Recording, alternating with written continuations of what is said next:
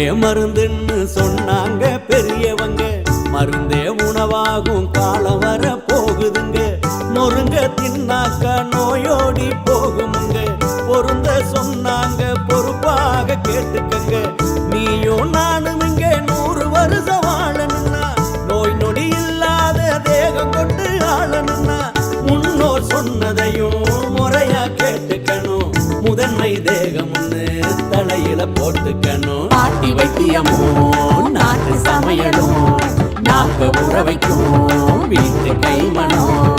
6 சுவைகளை நானும் சேர்க்கணும். ஆரோக்கியமா வாழ அதுவே துணை வரும்.